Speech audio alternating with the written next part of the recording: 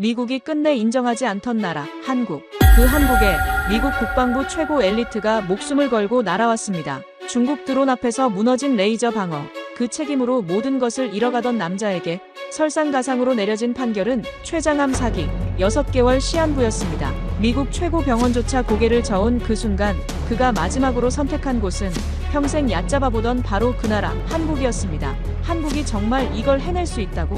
자존심과 의심, 그리고 생사의 갈림길. 미국이 포기한 생명. 한국은 과연 살려낼 수 있었을까요? 지금 그 충격적인 전말을 공개합니다. 구독과 좋아요로 우리나라의 신무기가 된 의료기술이 널리 퍼질 수 있게 도와주세요. 그리고 또 어디서 듣고 계신지 알려주세요. 언제나 우리 국민은 하나로 똘똘 뭉치는 대단한 민족이니까요. 저는 제임스 워커입니다. 58살이고 미국 국방부 최고 무기평가 책임자로 일했습니다.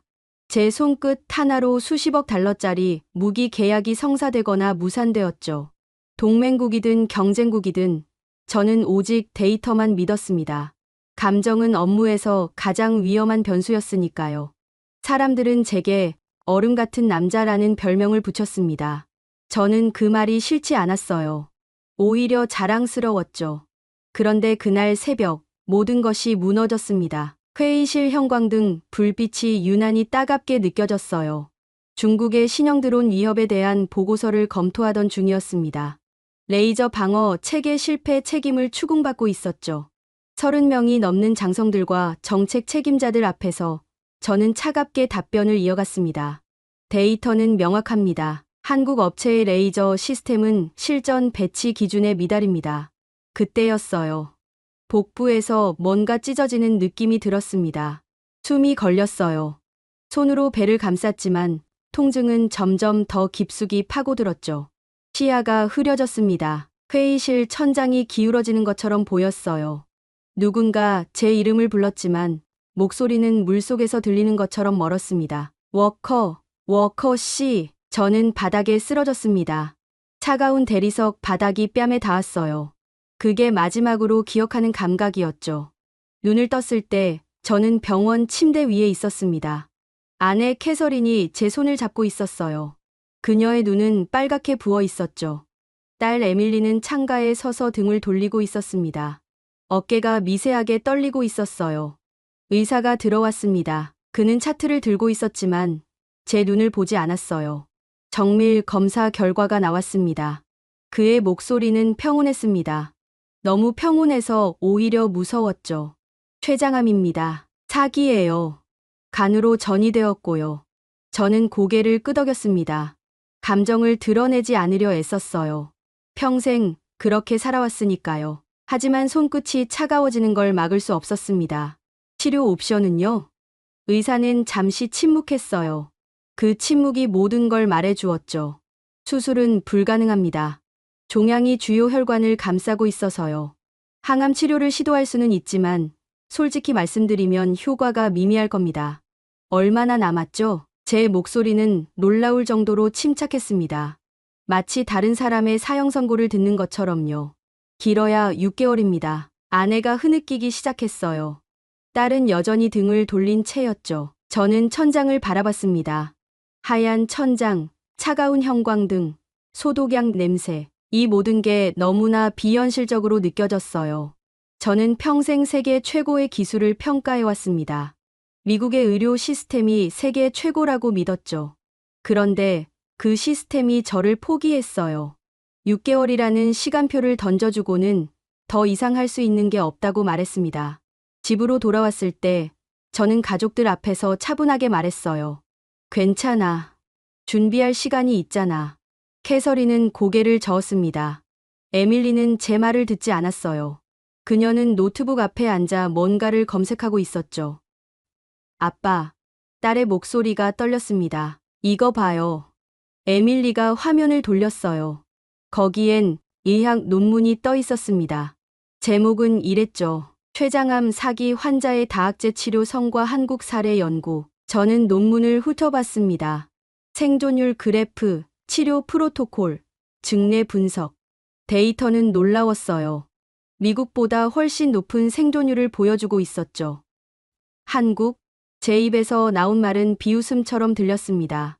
에밀리, 나는 지금도 한국 기술을 검증하는 사람이야. 내가 얼마나 많은 한국 업체 제안을 거부했는지 알아? 아빠, 이건 무기가 아니에요. 아빠 생명이에요. 딸의 목소리에 절박함이 묻어났습니다. 저는 다시 화면을 봤어요. 논문 저자들의 이름, 병원 이름, 통계 수치, 모두 낯설었죠. 한국 의료라. 저는 코웃음을 쳤습니다. 하지만 그날 밤, 잠들지 못했어요. 침대에 누워 천장을 바라보며 6개월이라는 시간을 세어봤습니다. 180일, 4320시간, 25만 9200분.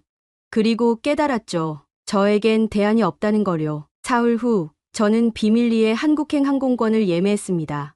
국방부에는 개인 휴가를 냈어요. 동료들에게는 아무 말도 하지 않았죠. 만약 알려졌다면 제 경력은 끝이었을 겁니다. 한국 치료를 받으러 가는 미국 국방부 최고 평가관. 그건 제 모든 것을 부정하는 행동이었으니까요. 공항으로 가는 차 안에서 저는 창밖을 내다봤습니다. 익숙한 도시 풍경이 스쳐 지나갔어요. 이곳이 제 무덤이 될 줄 알았죠. 하지만 지금 저는 살기 위해 태평양을 건너려 하고 있었습니다. 캐서린이 제 손을 잡았어요. 당신은 틀리지 않았어요. 그냥 살아야 해요. 저는 대답하지 않았습니다. 대답할 수 없었죠.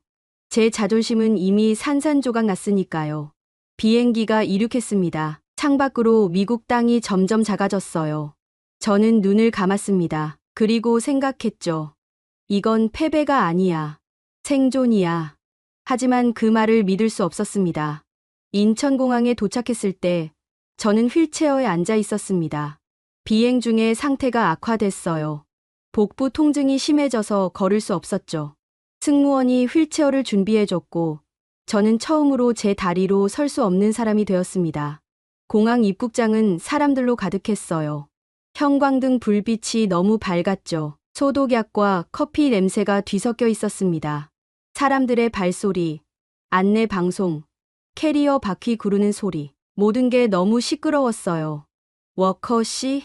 누군가 제 이름을 불렀습니다. 고개를 들었어요. 30대 중반쯤 되어 보이는 여자가 서 있었죠. 깔끔한 정장 차림에 명찰을 달고 있었습니다. 그녀는 미소를 지었지만 눈빛은 날카로웠어요. 저는 김지연입니다. 의료 코디네이터예요. 병원에서 나왔습니다. 그녀는 한국어로 말한 뒤 유창한 영어로 똑같이 반복했어요. 저는 고개를 끄덕였죠. 짐은요? 아내가 찾고 있습니다. 김지연 씨는 제 뒤로 돌아가 휠체어를 밀기 시작했어요. 저는 불편했습니다. 낯선 사람에게 밀려간다는 게 제 의지로 움직일 수 없다는 게 견딜 수 없었죠. 병원까지 얼마나 걸립니까? 1시간 정도요. 차량 대기 중입니다. 그녀의 목소리는 기계적으로 정확했어요. 감정이 없었죠. 저는 그게 마음에 들지 않았습니다. 제 의료 기록 다 이해하셨습니까? 미국 병원 자료가 꽤 복잡할 텐데요. 김지연 씨는 휠체어를 멈췄어요. 그녀가 제 앞으로 돌아와 무릎을 굽혔습니다. 눈높이를 맞춘 거죠. 워커 씨, 저희는 환자를 봅니다. 국적이 아니라요. 그녀의 눈빛은 차가웠어요. 하지만 적대적이진 않았죠. 그저 사실을 말하는 눈이었습니다. 저는 입을 다물었어요. 차량은 공항 밖에서 기다리고 있었습니다. 검은색 승합차였죠. 운전사가 내려와 제 휠체어를 접었고 저는 뒷좌석에 실려 올라갔어요. 캐서린과 에밀리가 옆에 앉았습니다. 차가 출발했어요. 창밖으로 낯선 도시가 펼쳐졌죠. 고층 빌딩, 네온 사인, 한글 간판, 모든 게 낯설었습니다. 저는 이 나라에 대해 아는 게 거의 없었어요. 아니, 알려고 하지 않았죠. 핸드폰이 울렸습니다. 미국 번호였어요. 보험사였죠. 워커 씨, 지금 어디십니까? 개인적인 일로 출국했습니다. 한국이라고 들었습니다. 치료받으러 가신 겁니까? 저는 입술을 깨물었어요. 그렇습니다. 전화기 너머로 한숨 소리가 들렸어요. 워커 씨, 한국 치료는 보험 적용이 안 됩니다. 게다가 그건 실험이에요. 검증되지 않은 프로토콜이죠. 돌아오세요. 미국에서 완화 치료를 받으시는 게 낫습니다. 완화 치료요? 제 목소리가 떨렸어요. 그건 죽음을 기다리라는 말 아닙니까? 현실을 받아들이셔야 합니다. 저는 전화를 끊었습니다. 손이 떨렸어요. 캐서린이 제 손을 잡았죠. 하지만 저는 그녀를 볼 수 없었습니다. 차는 계속 달렸어요. 도시 풍경이 점점 바뀌었죠. 고층 빌딩이 줄어들고 주거 지역이 나타났습니다. 그리고 병원 건물이 보였어요. 하얀 건물이었습니다. 생각보다 컸죠. 입구에는 사람들이 드나들고 있었어요. 환자들, 보호자들, 의료진, 모두 바쁘게 움직이고 있었습니다. 차가 멈췄어요. 김지연 씨가 문을 열었죠. 도착했습니다. 저는 휠체어로 옮겨 탔습니다. 병원 입구로 들어가자 차갑고 건조한 공기가 얼굴을 스쳤어요. 소독약 냄새가 코를 찔렀죠. 로비는 조용했어요. 사람들은 있었지만 소란스럽지 않았습니다. 안내 데스크 직원이 고개를 숙여 인사했어요. 워커 씨, 이쪽입니다. 김지연 씨가 복도를 따라 휠체어를 밀었어요. 복도는 길었죠. 양옆으로 진료실 문이 보였습니다. 어디선가 기계음이 들렸어요. 엘리베이터를 타고 5층으로 올라갔습니다. 문이 열리자 종양내과라는 간판이 보였어요. 저는 숨을 깊이 들이마셨죠. 잠시 기다려주세요. 담당 교수님이 곧 오실 겁니다. 김지연 씨는 저를 대기실에 남겨두고 사라졌어요. 저는 혼자 앉아 있었습니다. 캐서린과 에밀리는 옆 의자에 앉았죠. 대기실은 텅 비어 있었어요. 창밖으로 도시가 보였습니다. 회색 건물들, 도로, 자동차, 낯선 풍경이었죠. 핸드폰이 다시 울렸습니다. 이번엔 전 직장 동료였어요.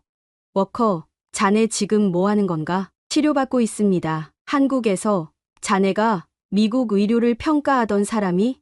그의 목소리엔 비웃음이 섞여 있었어요. 자네 경력 생각 안 하나? 이거 알려지면 끝이야. 자네가 한국 기술 깎아내린 게 얼마나 많은데. 저는 대답하지 않았습니다. 돌아와. 여기서 조용히 마무리해. 그게 자네한테 맞는 거야. 전화가 끊겼어요. 저는 핸드폰을 내려다봤죠. 화면이 흐릿하게 보였습니다. 아빠, 에밀리가 제 손을 잡았어요. 괜찮아요. 아빠는 살기 위해 여기 온 거예요. 저는 고개를 끄덕였습니다. 하지만 믿을 수 없었어요. 제가 여기 있다는 게, 한국 병원에 제 생명을 맡긴다는 게 믿기지 않았죠. 문이 열렸습니다. 한 남자가 들어왔어요. 50대 초반쯤 되어 보였죠. 하얀 가운을 입고 있었습니다. 그는 제게 다가와 손을 내밀었어요. 워커 씨, 처음 뵙겠습니다. 저는 박인수입니다. 종양내과 교수예요. 그의 악수는 단단했어요. 저는 그의 눈을 봤죠. 피곤해 보였지만 흔들림이 없었습니다. 미국 병원 기록 다 받았습니다. 검토했어요. 그래서요? 제 목소리는 날카로웠어요. 박인수 교수는 잠시 침묵했습니다. 그리고 천천히 말했죠. 확실히 어렵습니다. 그 말에 저는 웃음이 나왔어요. 비웃음이었죠. 그거 듣자고 태평양 건너왔습니까? 박인수 교수는 표정을 바꾸지 않았어요. 하지만 우리는 시도합니다. 끝까지요. 저는 그를 빤히 봤습니다. 그의 얼굴엔 거짓이 없었어요. 과장도 없었죠. 그저 사실을 말하는 사람의 눈이었습니다. 일단 정밀 검사부터 시작하겠습니다. 내일 아침 8시까지 금식해 주세요. 박인수 교수는 돌아서서 나갔어요. 문이 닫혔죠. 저는 그 자리에 앉아 있었습니다. 손이 떨렸어요. 캐서린이 제 어깨를 감쌌죠. 괜찮아요. 괜찮을 거예요. 하지만 저는 알고 있었습니다. 아무것도 괜찮지 않다는 걸요. 검사는 이틀 동안 계속되었습니다. CT, MRI, PET, 혈액 검사, 조직 검사. 제 몸은 기계 속으로 들어갔다 나왔다를 반복했어요. 하얀 터널, 기계음, 차가운 금속 침대. 모든 게 미국 병원과 똑같았죠. 아니, 어쩌면 더 조용했습니다. 검사실 기사들은 말이 없었어요. 설명도 최소한으로 했죠. 숨 참으세요. 움직이지 마세요. 끝났습니다. 그게 전부였어요. 저는 그들의 얼굴을 보려 했습니다. 동정, 연민, 혹은 포기. 뭔가 감정을 찾고 싶었어요. 하지만 아무것도 없었죠. 그들은 그저 일을 했습니다. 셋째 날 아침, 박인수 교수가 병실로 찾아왔어요. 검사 결과 나왔습니다. 회의실로 가시죠. 그의 목소리는 여전히 평온했어요. 저는 휠체어에 앉았고 캐서린과 에밀리가 따라왔죠. 회의실은 5층 끝에 있었습니다. 문을 열자 6명의 의료진이 앉아 있었어요. 모두 하얀 가운을 입고 있었죠. 박인수 교수가 소개했습니다. 외과 최진혁 교수, 영상의학과 이수진 교수, 방사선종양학과 강민호 교수, 병리과 한지영 교수, 영양팀 윤서연 선생, 그들은 하나씩 고개를 숙였어요. 저는 그 모습을 보며 이상한 기분이 들었습니다. 왜 이렇게 많은 사람이 모였을까? 다학제 회의입니다. 박인수 교수가 말했어요. 워커-C 케이스를 함께 검토하는 자리예요. 스크린에 제 CT 사진이 떴습니다. 췌장 부위가 하얗게 빛나고 있었어요. 종양이었죠. 종양 크기는 6.2cm입니다. 이수진 교수가 포인터로 화면을 가리켰어요. 상장간막동맥을 감싸고 있고 간으로 2군데 전이되었습니다. 화면이 바뀌었어요. 간 사진이 나타났죠. 거기에도 하얀 점들이 보였습니다. 미국 소견과 동일합니다. 최진혁 교수가 말했어요. 수술 적응증에서 벗어나 있습니다. 현 상태로는 절제 불가능해요. 저는 숨이 막혔어요. 결국 똑같은 말을 듣는 거였죠. 여기까지 와서 그럼 끝입니까? 제 목소리가 떨렸어요. 박인수 교수가 고개를 들었습니다. 아닙니다. 뭐가 다릅니까? 수술 못하면 끝 아닙니까? 저는 소리를 질렀어요. 캐서린이 제 팔을 잡았지만 저는 뿌리쳤습니다. 미국에서도 똑같은 말 들었어요. 수술 불가, 항암 무의미, 6개월. 그래서 여기까지 왔는데 똑같은 소리를 하시는 겁니까? 회의실이 조용해졌어요. 의료진들은 아무 말도 하지 않았죠. 박인수 교수만이 저를 똑바로 봤습니다. 워커-C, 그의 목소리는 낮았어요. 저희는 희망을 파는 사람들이 아닙니다. 거짓말도 하지 않아요. 그럼 뭡니까? 현실을 말씀드리는 겁니다. 지금 상태로는 수술이 불가능해요. 그건 사실입니다. 박인수 교수는 잠시 멈췄어요. 그리고 천천히 말했죠. 하지만 상태를 바꿀 수는 있습니다. 저는 글을 봤어요. 무슨 뜻입니까? 맞춤 항암 치료를 먼저 시도합니다. 종양을 줄이는 거죠. 그 다음 방사선 치료를 병행해요. 만약 종양이 혈관에서 떨어진다면 최진혁 교수가 이어받았습니다. 그때 수술을 시도할 수 있습니다. 저는 숨을 삼켰어요. 확률은요? 회의실이 다시 조용해졌어요. 강민호 교수가 입을 열었습니다. 20% 미만입니다. 20%요? 제 목소리는 비웃음처럼 들렸어요. 그게 희망입니까? 박인수 교수가 말했습니다. 미국에서 들으신 건 0%였죠? 저는 할 말이 없었어요. 20%는 낮습니다. 인정해요. 하지만 0은 아닙니다. 한지영 교수가 보고서를 넘겼어요. 조직 검사 결과 유전자 변이 분석 완료했습니다. 특정 표적 치료제에 반응할 가능성이 있어요. 윤서연 선생이 덧붙였습니다. 영양 상태 개선이 우선입니다. 항암 치료 견디려면 체력이 필요해요. 그들은 차례로 말했어요. 각자의 영역에서 각자의 계획을. 저는 그 모습을 보며 깨달았습니다. 이 사람들은 포기하지 않았어요. 희망을 주지도 않았지만 포기도 하지 않았죠. 그저 할 수 있는 걸 하려는 거였습니다. 시작은 언제입니까? 제 목소리는 작았어요. 내일부터입니다. 박인수 교수가 서류를 건넸어요. 동의서입니다. 읽어보시고 서명해 주세요. 저는 서류를 받았습니다. 손이 떨렸어요.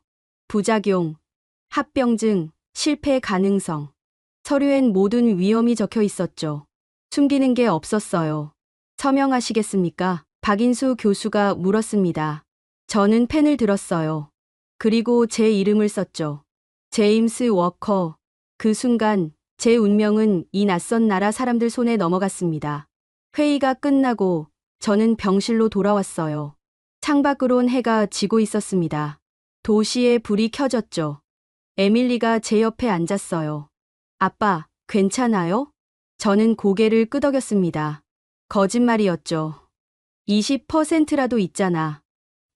그래, 저는 창밖을 봤어요. 저 멀리 산이 보였습니다.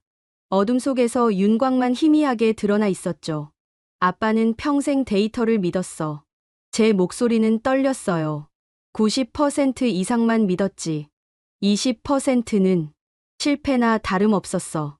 지금은요? 저는 대답하지 못했습니다. 그날 밤, 저는 잠들지 못했어요. 천장을 보며 생각했죠. 20%. 그게 제게 남은 전부였습니다. 미국에서는 0%였어요.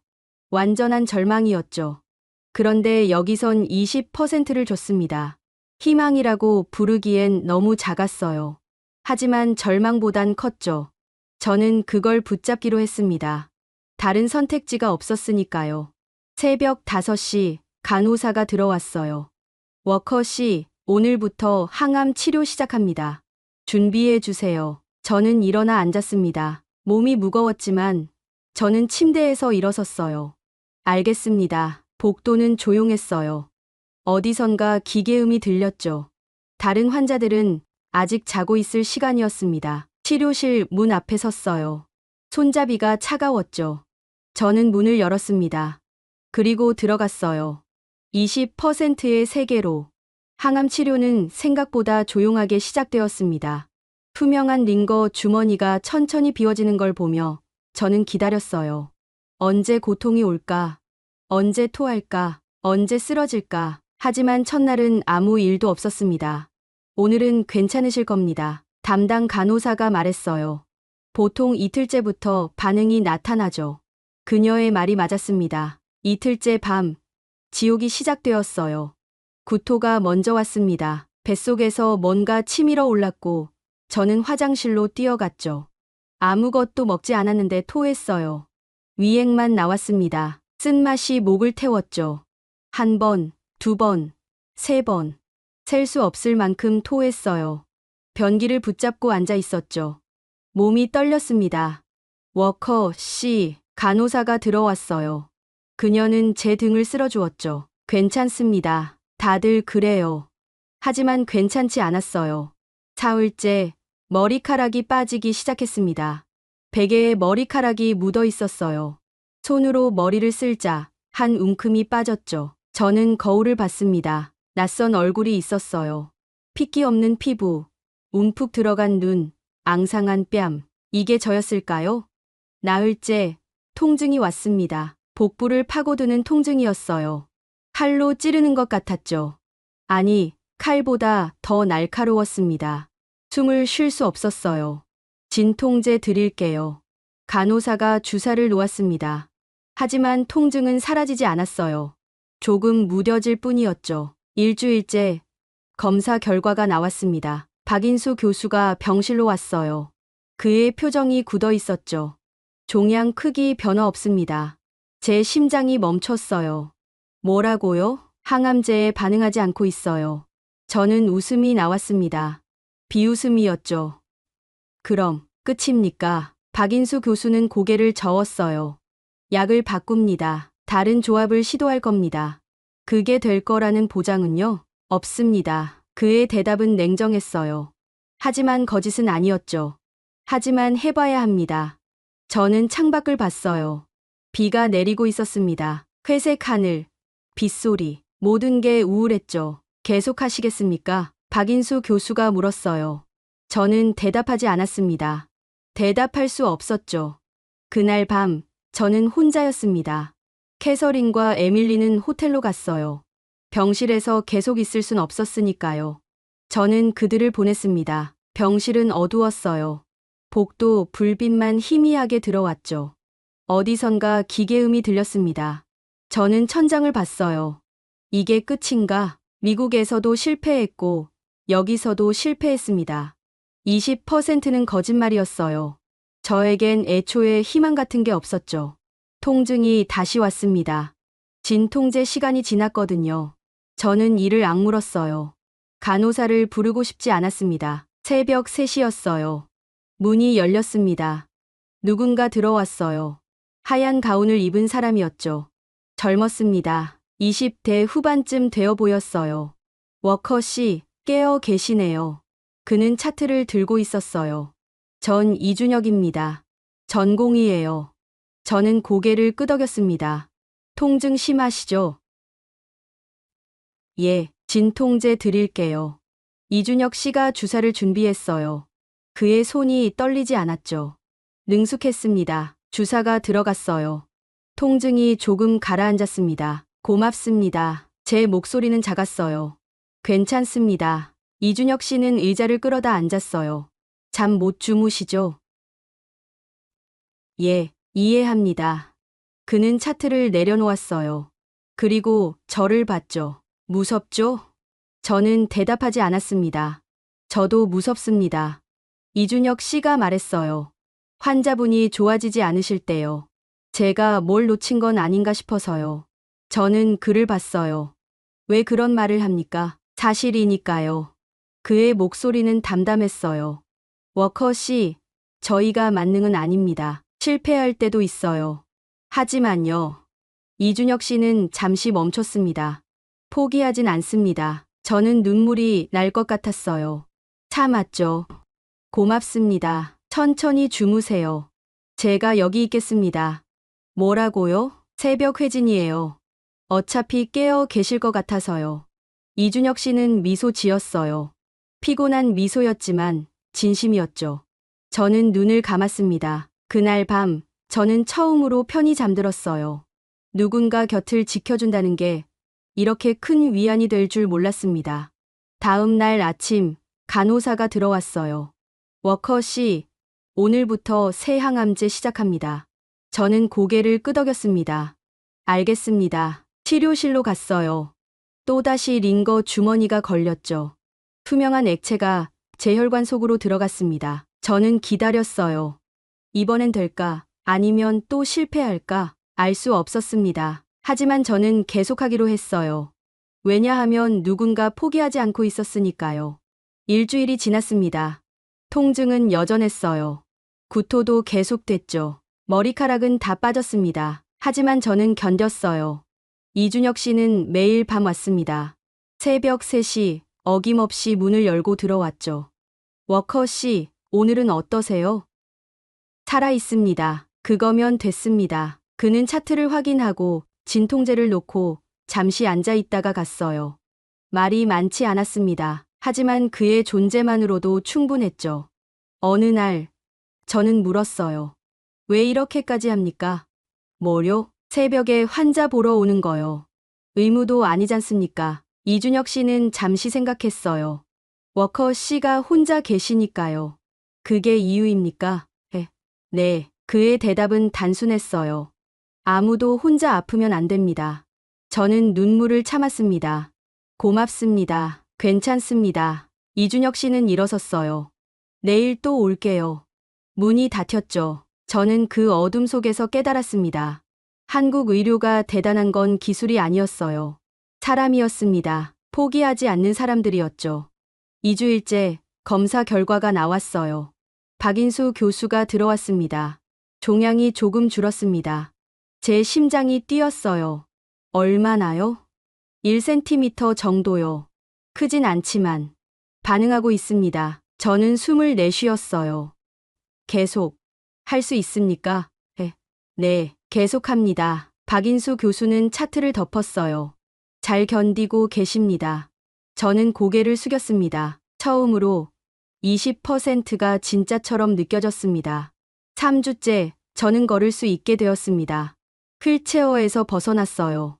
처음엔 복도 끝까지가 전부였죠. 10걸음도 안 되는 거리였지만 제게는 마라톤 같았습니다.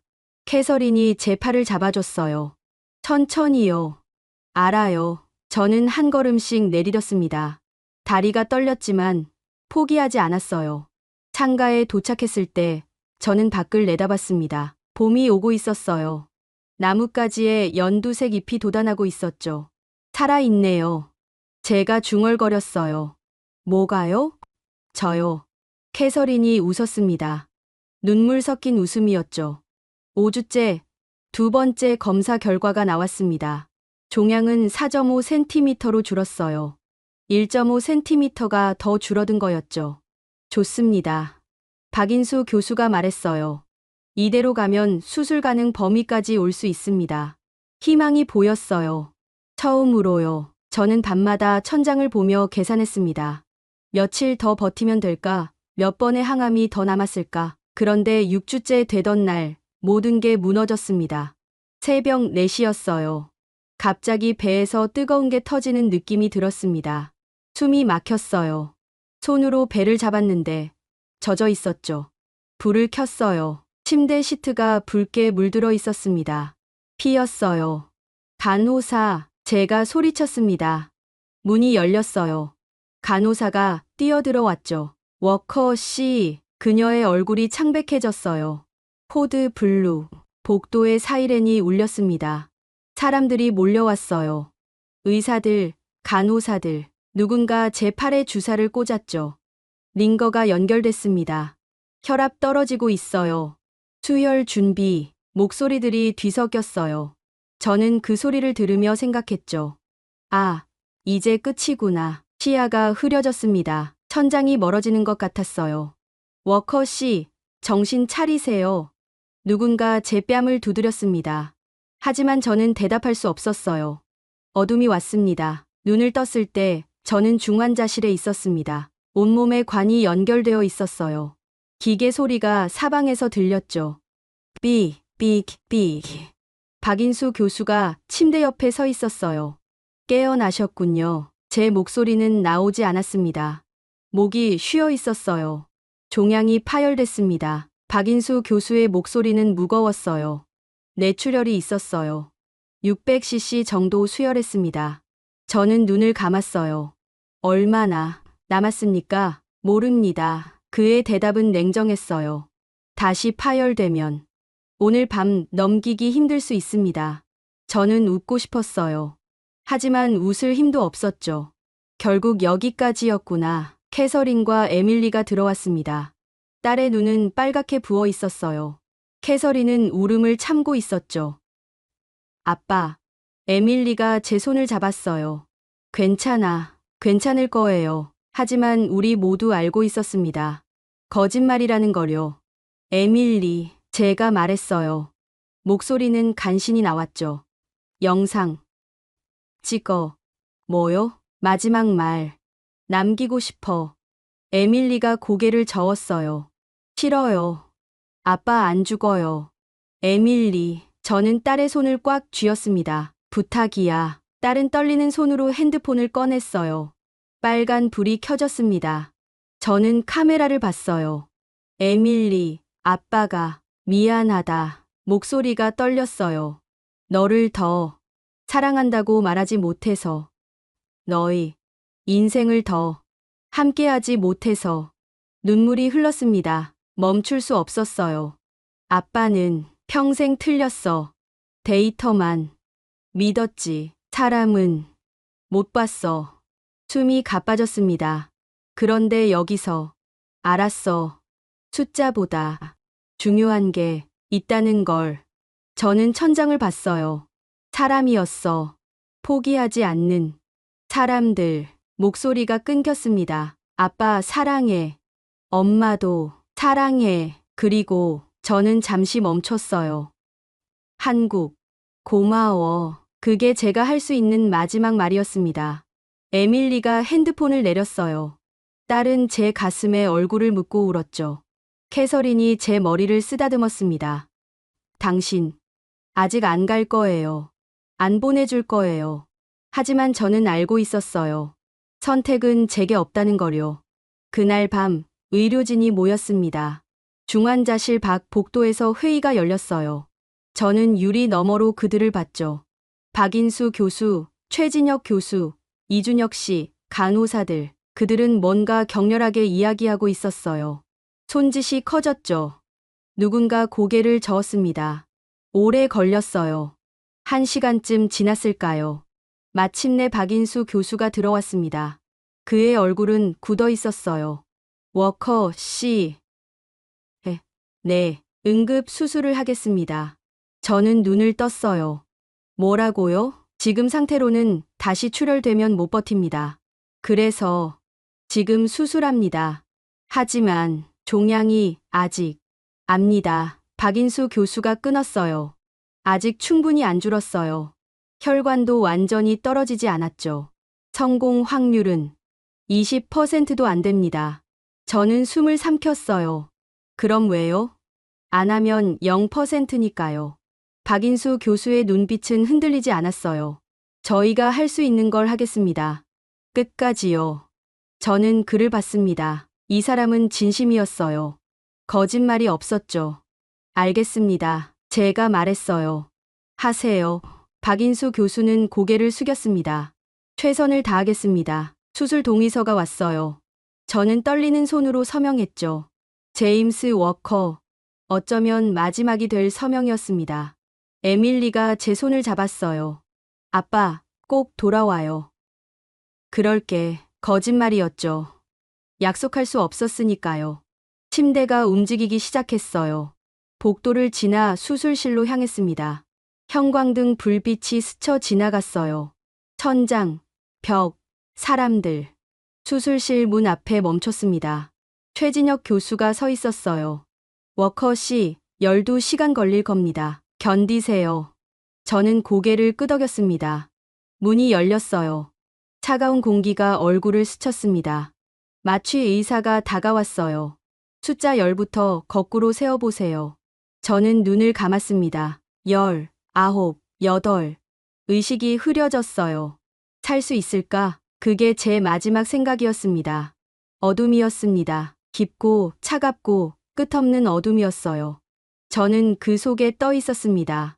몸이 느껴지지 않았어요. 통증도 없었죠. 아무것도 없었습니다. 이게 죽음인가? 생각이 흘러갔어요. 붙잡을 수 없었죠. 그런데 멀리서 소리가 들렸습니다.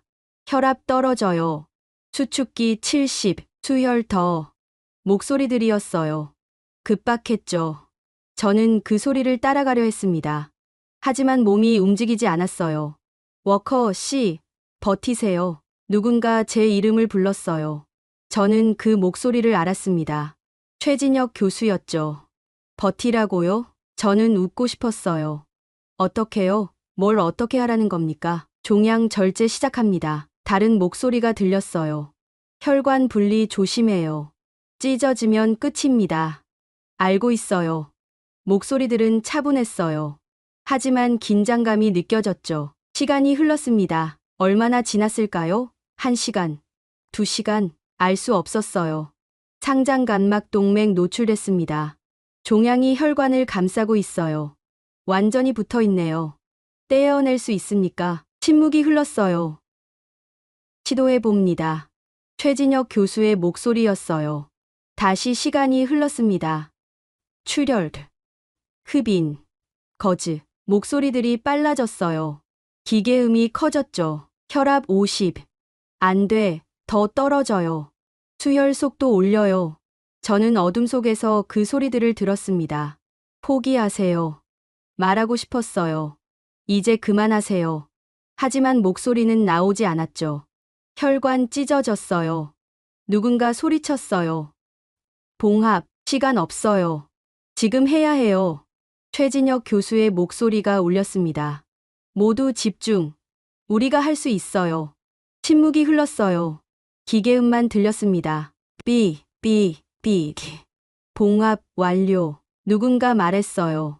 혈압 회복 중입니다. 좋아요. 계속합니다. 최진혁 교수의 목소리였어요. 저는 그 목소리를 들으며 깨달았습니다. 이 사람들은 포기하지 않았어요. 제가 포기해도 이들은 안 했죠. 다시 시간이 흘렀습니다. 종양 분리 완료. 간전히 부위 절제 들어갑니다. 출혈 없습니다. 좋아요. 목소리들은 점점 안정됐어요. 8시간 지났습니다. 누군가 말했어요. 조금만 더. 최진혁 교수가 대답했어요. 저는 어둠 속에서 기다렸습니다. 이들을 믿기로 했어요. 절제 완료했습니다. 최진혁 교수의 목소리였어요. 림프절 확인합니다. 전이 없습니다. 좋아요. 봉합 시작합니다. 또 시간이 흘렀어요. 봉합 완료. 드레인 삽입. 수술 종료합니다. 침묵이 흘렀어요. 그리고 누군가 한숨을 쉬었습니다. 깊고 긴 한숨이었어요. 수고하셨습니다. 최진혁 교수의 목소리였어요. 모두 고생 많으셨어요. 저는 그 말을 들으며 생각했습니다. 끝났구나. 어둠이 깊어졌어요. 저는 그 속으로 가라앉았습니다. 수술실 밖에선 다른 시간이 흐르고 있었습니다. 캐서린과 에밀리는 대기실에 앉아 있었어요. 시계를 봤죠. 1시간, 2시간, 3시간. 창밖이 어두워졌습니다. 그리고 다시 밝아졌어요. 12시간이 지났습니다. 수술실 불이 꺼졌어요. 문이 열렸죠. 최진혁 교수가 나왔습니다. 수술복이 젖어 있었어요. 캐서린이 벌떡 일어났습니다. 어떻게 됐어요? 최진혁 교수는 마스크를 벗었어요. 그의 얼굴은 지쳐 있었죠. 성공했습니다. 에밀리가 주저앉았어요. 종양 완전 절제했어요. 간전이 부위도 제거했고요. 림프절 전이는 없었습니다. 캐서린이 울기 시작했어요. 하지만 최진혁 교수가 말을 이었어요. 아직 중환자실에서 지켜봐야 합니다. 출혈이 많았어요. 합병증 올 수 있어요. 그래도 살 수 있는 거죠? 에밀리가 물었어요. 최진혁 교수는 잠시 침묵했습니다. 최선을 다했습니다. 그게 그가 할 수 있는 대답이었어요. 저는 중환자실로 옮겨졌습니다. 온몸에 관이 연결되어 있었어요. 호흡기, 링거, 배액관, 심전도, 의식은 없었죠. 하지만 죽지 않았습니다. 첫날 밤, 열이 올랐어요. 39도. 간호사가 소리쳤어요. 감염 의심됩니다. 항생제가 투여됐습니다. 둘째 날, 혈압이 떨어졌어요. 쇼크 올 수 있어요. 승합제가 들어갔죠. 셋째 날, 부정맥이 왔습니다. 심박수 불규칙해요. 제세동기가 준비됐어요. 박인수 교수와 이준혁 씨는 밤낮 없이 중환자실을 지켰습니다. 포기하지 마세요. 이준혁 씨가 제 손을 잡고 말했어요. 여기까지 오셨잖아요. 저는 대답할 수 없었어요. 하지만 들렸습니다. 넷째 날, 열이 내렸어요. 다섯째 날, 혈압이 안정됐죠. 여섯째 날, 심박수가 정상으로 돌아왔습니다. 일곱째 날, 저는 눈을 떴어요. 천장이 보였습니다. 하얀 천장, 형광등, 기계들. 살아 있었어요. 워커 씨? 누군가 제 이름을 불렀습니다. 고개를 돌렸어요. 이준혁 씨였죠. 깨어나셨네요. 그는 웃고 있었어요. 눈물 섞인 웃음이었죠. 저는 말하려 했습니다. 하지만 목에 관이 있었어요. 괜찮아요. 말 안 하셔도 돼요. 이준혁 씨가 제 손을 잡았어요. 수술 잘 끝났어요. 종양 다 제거했습니다. 저는 눈물이 흘렀어요. 멈출 수 없었습니다. 조금만 더 버티세요. 곧 좋아지실 겁니다. 저는 고개를 끄덕였어요. 간신히요. 그날 밤, 캐서린과 에밀리가 왔습니다. 유리 너머로 저를 봤어요. 딸이 손을 흔들었죠. 이 모양으로 말했습니다. 사랑해요, 아빠. 저는 손을 들었어요. 힘들었지만 들 수 있었죠. 그리고 생각했습니다. 살았구나. 20%도 안 되는 확률이었어요. 하지만 이들은 해냈습니다. 저를 살렸어요. 중환자실에서 일주일을 보냈습니다. 호흡기가 빠졌어요. 스스로 숨 쉴 수 있게 됐죠. 관들이 하나씩 제거됐습니다. 링거만 남았어요. 열흘째 되던 날, 일반 병실로 옮겨졌습니다. 침대에 누워 창밖을 봤어요. 봄이 완연했습니다. 벚꽃이 피어 있었죠. 워커 씨, 박인수 교수가 들어왔어요. 어떠세요? 살아 있습니다. 제 목소리는 쉬어 있었어요. 하지만 나왔죠. 병리 검사 결과 나왔습니다. 박인수 교수가 차트를 펼쳤어요. 절제면 깨끗해요. 암세포 남아있지 않습니다. 림프절도 전혀 없었고요. 저는 숨을 삼켰어요. 그럼 완전 절제 성공했습니다. 박인수 교수가 말했어요. 물론 재발 가능성은 있어요. 추적 관찰 필요하죠. 하지만 지금은 암이 없습니다. 저는 천장을 봤어요. 눈물이 흘렀습니다. 고맙습니다. 제 목소리는 떨렸어요. 정말 고맙습니다. 박인수 교수는 고개를 숙였어요. 저희가 할 일을 했을 뿐입니다. 그는 돌아서서 나갔죠. 저는 혼자 남았습니다. 침대에 누워 울었어요. 오래 울었습니다. 2주일째 걷기 시작했어요. 처음엔 복도 끝까지였죠. 그 다음엔 계단을 내려갔습니다. 천천히 한 걸음씩요. 캐서린이 옆에서 걸었어요. 천천히요. 알아요. 우리는 병원 정원에 도착했습니다. 벤치에 앉았어요. 햇살이 따뜻했죠. 바람이 불었습니다. 꽃향기가 났어요. 여보, 제가 말했어요. 응? 나 틀렸어. 캐서린이 저를 봤어요. 평생 데이터만 믿었어. 숫자만 봤지. 사람은 안 봤어. 저는 손을 봤습니다. 한국 기술 깎아내렸어. 수십 번. 공개 석상에서 말했지. 미국보다 못하다고. 목소리가 떨렸어요. 그런데 그 사람들이 날 살렸어. 캐서린이 제 손을 잡았어요. 그들은 당신을 평가하지 않았어요.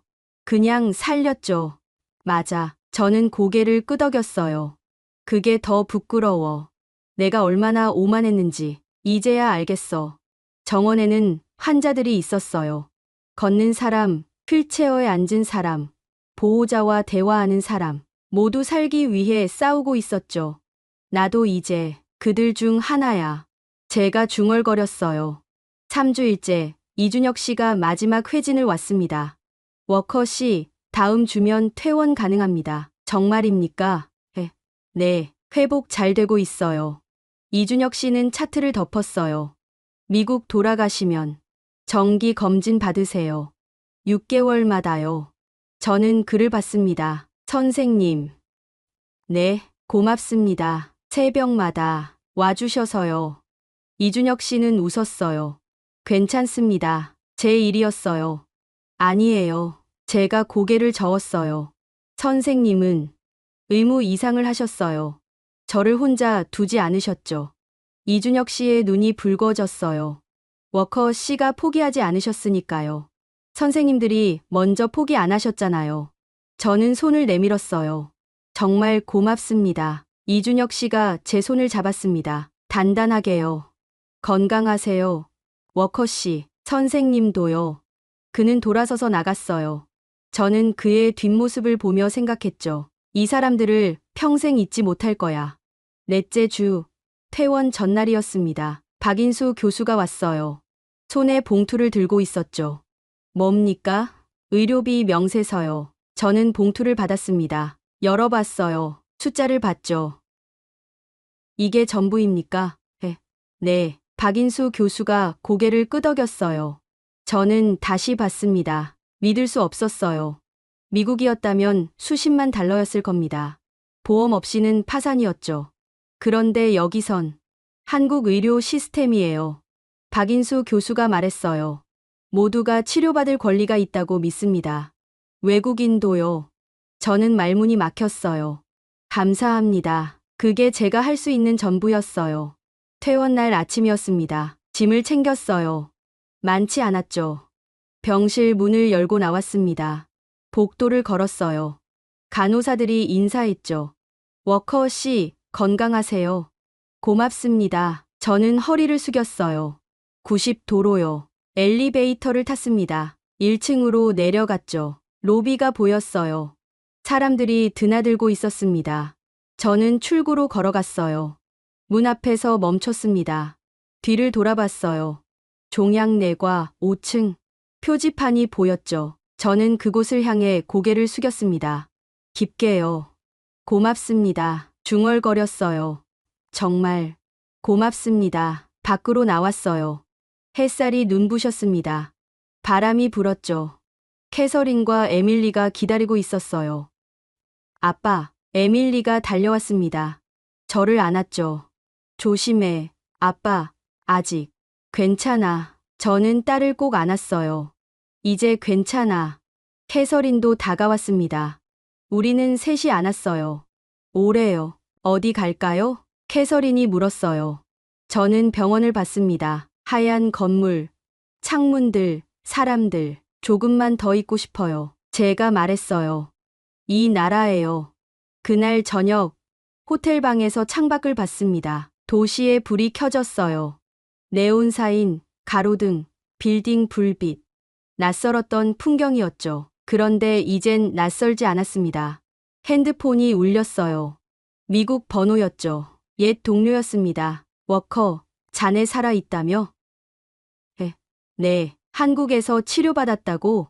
그렇습니다. 전화 너머로 침묵이 흘렀어요. 어땠나? 저는 창밖을 봤습니다. 기적이었습니다. 제가 틀렸어요. 한국을요. 목소리가 떨렸어요. 그들은 절 평가하지 않았어요. 그냥 살렸습니다. 다시 침묵이 흘렀어요. 그래서 언제 돌아오나? 2개월 후요. 추적 검사 받고요. 알았네. 조심해서 와. 전화가 끊겼어요. 저는 핸드폰을 내려놓았습니다. 그리고 생각했죠. 돌아가면 뭘 해야 할까? 답은 이미 정해져 있었어요. 진실을 말하는 거였습니다. 제가 얼마나 틀렸는지요.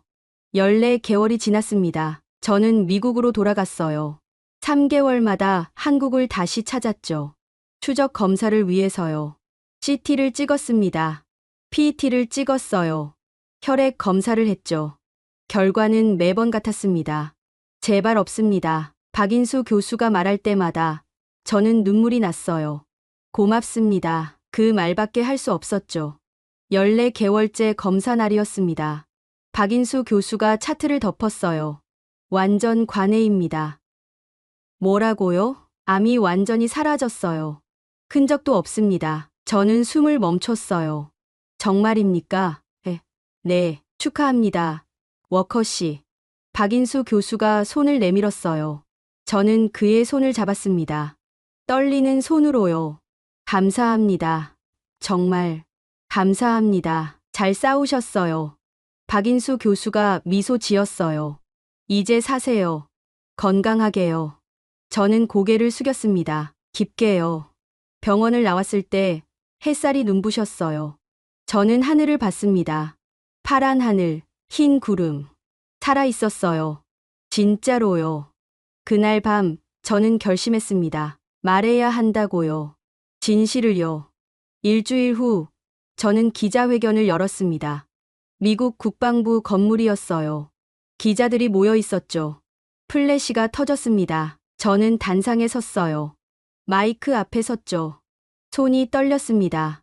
안녕하십니까. 저는 제임스 워커입니다. 목소리가 울렸어요. 전 미국 국방부 최고 무기평가 책임자였습니다. 기자들이 펜을 들었어요. 여러분께 고백할 게 있습니다. 저는 숨을 깊이 들이마셨어요. 1년 전 저는 췌장암 사기 진단을 받았습니다. 웅성거림이 일었어요. 미국 최고 병원에서 6개월 시한부 판정을 받았죠. 수술 불가, 항암 무의미. 그게 제가 들은 말이었습니다. 저는 잠시 멈췄어요. 그래서 저는 한국으로 갔습니다. 플래시가 더 빠르게 터졌어요. 저는 평생 한국 기술을 평가했습니다. 공개 석상에서 여러 번 말했죠. 미국보다 못하다고. 목소리가 떨렸어요. 저는 틀렸습니다. 회견장이 조용해졌어요. 한국 의료진은 저를 포기하지 않았습니다. 20%도 안 되는 확률이었지만 그들은 시도했어요. 저는 자료를 펼쳤습니다. 다학제, 회의, 맞춤 항암, 고위험 수술. 그들은 모든 걸 동원했습니다. 저를 살리기 위해서요. 사진을 보여줬어요. 수술 전후 CT 사진이었죠. 이게 치료 전입니다. 종양이 혈관을 감싸고 있었어요. 다음 사진을 넘겼어요. 이게 지금입니다. 아무것도 없습니다. 기자들이 숨을 죽였어요. 저는 완전 관의 판정을 받았습니다. 플래시가 폭발했어요. 한국이 저를 살렸습니다. 저는 마이크를 꽉 잡았어요. 그들은 저를 평가하지 않았어요. 제가 누군지, 무슨 말을 했는지 상관없이 그저 환자로만 봤습니다. 눈물이 났어요. 저는 한국 기술을 깎아내렸던 사람입니다. 그런데 그 나라가 절 살렸어요. 목이 메었습니다. 이게 무슨 의미인지 아십니까? 저는 기자들을 봤어요. 제가 평생 믿었던 게 틀렸다는 겁니다. 데이터만으론 부족해요. 사람을 봐야 합니다. 자료를 덮었어요. 한국은 배워야 할 나라가 아닙니다. 저는 천천히 말했어요. 존경해야 할 나라입니다. 회견장이 폭발했어요. 질문들이 쏟아졌죠. 하지만 저는 단상에서 내려왔습니다. 할 말은 다 했어요. 다음 날 기사가 떴습니다. 미 국방부 전직 고위 관리, 한국 의료로 췌장암 극복 한국이 날 살렸다. 눈물의 고백. 댓글들이 달렸어요. 믿을 수 없다. 한국 의료 대단하네. 저 사람 진짜 한국 깎아내렸었는데. 저는 그걸 보며 미소 지었습니다. 일주일 후 저는 다시 한국으로 갔어요. 병원을 찾았습니다. 박인수 교수가 저를 맞았어요. 워커 씨, 무슨 일이세요? 검사 날은 아닌데요. 인사하러 왔습니다. 저는 허리를 숙였어요. 90도로요. 고맙습니다. 정말 고맙습니다. 박인수 교수가 제 어깨를 두드렸어요. 일어나세요. 저희가 할 일 했을 뿐이에요. 아닙니다. 저는 고개를 들었어요. 선생님들은 제 인생을 바꿨습니다. 복도를 걸었어요. 익숙한 길이었죠. 간호사들이 인사했습니다. 워커 씨, 오셨어요? 네, 인사드리러요. 저는 한 명 한 명 찾아갔어요. 최진혁 교수, 이수진 교수, 강민호 교수, 한지영 교수, 그리고 이준혁 씨, 선생님. 워커 씨, 이준혁 씨가 놀란 표정을 지었어요. 왜 오셨어요? 저는 봉투를 건넸습니다. 뭐예요? 편지입니다. 제가 쓴 거예요. 이준혁 씨가 봉투를 열었어요. 읽기 시작했죠. 그의 눈이 붉어졌어요. 워커 씨, 선생님이 새벽마다 와주지 않았으면 전 포기했을 겁니다. 저는 그의 손을 잡았어요. 정말 고맙습니다. 이준혁 씨는 고개를 숙였어요. 저도 감사합니다. 포기 안 하셔서요. 우리는 악수했습니다. 오래요. 병원을 나설 때 저는 뒤를 돌아봤어요. 하얀 건물, 익숙한 입구. 여기서 난 다시 태어났어. 캐서린이 제 팔을 잡았어요. 어디 갈까요? 저는 미소 지었습니다. 산책이나 할까요? 이 도시를요. 우리는 걸었어요. 거리를 따라, 공원을 지나 강가를 걸었죠. 사람들이 있었어요. 웃고, 걷고, 살아가는 사람들. 저도 이제 그들 중 하나였습니다. 살아있는 사람이요. 그날 저녁, 호텔방에서 창밖을 봤습니다. 도시 불빛이 반짝였어요. 에밀리가 옆에 왔어요. 아빠, 뭐 생각해요? 응, 저는 딸을 봤습니다. 감사하다는 생각. 뭐가요? 모든 게. 저는 다시 창밖을 봤어요. 살아있다는 것. 너희와 함께라는 것. 그리고 목소리가 떨렸어요. 한국을 만난 것. 에밀리가 제 손을 잡았어요. 아빠, 행복해요? 저는 고개를 끄덕였습니다. 응, 정말로. 그날 밤, 저는 오래간만에 편히 잤어요. 악몽도 없었습니다. 통증도 없었죠. 그저 평화였어요. 다음 날 아침, 미국행 비행기를 탔습니다. 창밖으로 한국 땅이 멀어졌어요. 저는 그 풍경을 보며 생각했죠. 다시 올 거야. 꼭. 비행기가 구름 위로 올라갔습니다. 햇살이 눈부셨어요. 저는 눈을 감았습니다. 그리고 속으로 말했죠. 고맙습니다. 한국. 제 목숨을 구해주셔서요. 그리고 사람을 보는 법을 가르쳐 주셔서요. 여러분은 언제 한국이 따뜻하다고 느끼셨나요? 이 이야기가 마음에 닿으셨다면 구독과 좋아요 부탁드립니다. 감사합니다.